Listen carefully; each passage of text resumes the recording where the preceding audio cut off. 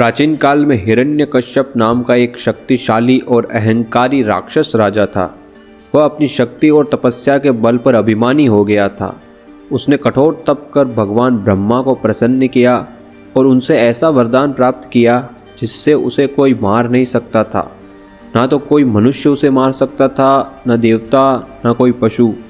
वह न दिन में मरता न रात में, न घर के बाहर न घर के अंदर, न आकाश में न पृथ्वी पे, ना किसी अस्त्र से और ना ही किसी शस्त्र से। इस वरदान के कारण उसका अहंकार और अधिक बढ़ गया।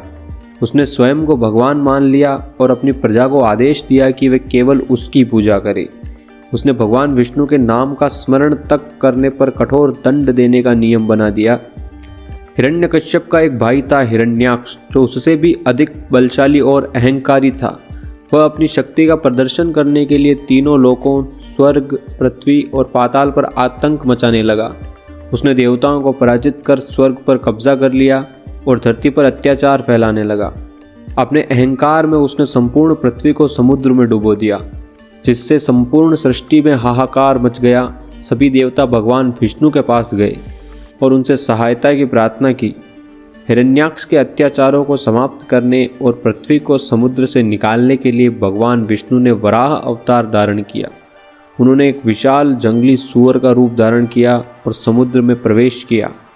उन्होंने अपने विशाल दांतों से पृथ्वी को उठाया और उसे उसके स्थान पर स्थापित कर दिया। इसके बाद भगवान विष्णु और हिरण्याक्ष के बीच हजारों वर्षों तक भयंकर युद्ध हुआ। अंततः भगवान विष्णु ने हिरण्याक्ष का वध कर दिया और संसार को उसके अत्याचारों से मुक्त किया। अपने भाई हिरण्याक्ष की मृत्यु से हिरण्यकश्यप अत्यंत क्रोधित और दुखी हो गया। उसने भगवान विष्णु को अपना परम शत्रु मान लिया और उनसे बदला लेने की प्रतिज्ञा की।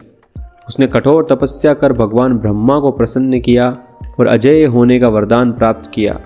इस वरदान के कारण उसका अभिमान और बढ़ गया। उसने स्वयं को भगवान घोषित कर दिया। हिरण्यकश्यप का पुत्र प्रहलाद भगवान विष्णु का परम भक्त था। उसने अपने पिता के आदेशों की अवहेलना करते हुए हर क्षण भगवान विष्णु का स्मरण किया और उनकी भक्ति की। हिरण्यकश्यप ने अपने पुत्र को अनेक प्रकार से समझाने की कोशिश की, लेकिन प्रहलाद अपनी भक्ति से पीछे नहीं हटा। यह देखकर हिरण्यकश्यप अत्यंत दुखी हो गया और उसने अपने पुत्र को विष्णु भक्ति छोड़ने के लिए धमकाया। जब प्रहलाद ने भगवान विष्णु की पूजा करना नहीं छोड़ा तो हिरण्यकश्यप ने उसे मारने के लिए कई षड्यंत्र रचे। उसे ऊंचाई से गिरवाया, लेकिन वह सुरक्षित बच गया। उसे विष दिया गया, लेकिन विष भी अमृत बन गया। उसे हाथियों के पैरों तले कुचलवाने की कोशिश की गई, लेकिन हाथी उसे छू भी नहीं सके। उसे नागों के बीच डलवाया गया, लेकिन नागों ने उसे नहीं काटा। हर बार भगवान विष्णु की कृपा से प्रहलाद बच जाता था। हिरण्यकश्यप की एक बहन भी थी जिसका नाम होलिका था। होलिका को एक वरदान प्राप्त था कि अग्नि उसे जला नहीं सकती। हिरण्यकश्यप ने योजना बनाई कि होलिका अपने वरदान का उपयोग कर प्रहलाद को मार देगी।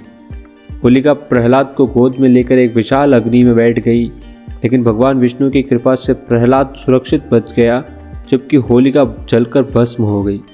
यह घटना प्रमाणित करती है कि बुराई चाहे कितनी भी शक्तिशाली क्यों न हो, सत्य और भक्ति के आगे टिक नहीं सकती। इसलिए होलिका दहन का पर्व मनाया जाता है, जो बुराई के अंत और सत्य की विजय का प्रतीक है। जब हिरण्यकश्यप ने देखा उसका पुत्र विष्णु भक्ति से विमुख नहीं हुआ, तो उसने स्वयं प्रहलाद का वध करने का निर्णय लिया। उसने प्रहलाद से पूछा, अगर तुम्हारे भगवान विष्णु सर्वव्यापी है तो वे क्या इस खंभे में भी है? प्रहलाद ने उत्तर दिया, हाँ, भगवान हर स्थान पर है। यह सुनकर हिरण्यकश्यप ने क्रोध में आकर खंभे पर प्रहार किया। उसी क्षण खंभे से भगवान विष्णु नरसिंह अवतार में प्रकट हुए। भगवान नरसिंह ने हिरण्यकश्यप को संध्या काल में पकड़ा, न दिन में न रात में। उसे महल के द्वार पर ले गए, न घर के अंदर रखा न घर के बाहर। उसे अपनी जांघों पर रखा, न पृथ्वी पर न आकाश में, और अपने नाखूनों से उसका वध किया, न किसी अस्त्र से न किसी शस्त्र से। इस प्रकार भगवान विष्णु ने हिरण्यकश्यप का अंत कर दिया और भक्ति की विजय हुई। होलिका दहन हमें यह सिखाता है कि बुराई चाहे कितनी भी शक्तिशाली क्यों न हो, अंततः सत्य और भक्ति की जीत होती है। हिरण्याक्ष और हिरण्यकश्यप जैसे अहंकारी राक्षस भी भगवान की कृपा से पराजित होते हैं। प्रहलाद जैसी सच्ची भक्ति और श्रद्धा हर विपत्ति से बचाती है। होलिका का जलना इस बात का प्रतीक है कि अधर्म और अन्याय का अंत निश्चित है। इसलिए होली का त्यौहार बुराई पर अच्छाई की विजय और भक्ति के प्रकाश का उत्सव है। तो दोस्तों, ये थी होलिका दहन और भगवान के नरसिंह अवतार की कहानी। आपको ये वीडियो कैसा लगा हमें कमेंट कर ज़रूर से बताएं। अगर वीडियो पसंद आया हो तो वीडियो को लाइक करें। चैनल पर नए हैं और ऐसी और वीडियो देखना चाहते हैं तो अभी हमारे इस चैनल को सब्सक्राइब कर लें और नोटिफिकेशन बेल को ऑन कर लें। आप अपने सुझाव हमें कमेंट में ज़रूर से बताएं। हम मिलते हैं आपको एक और नई वीडियो के साथ। तब तक के लिए जय हिंद, जय भारत।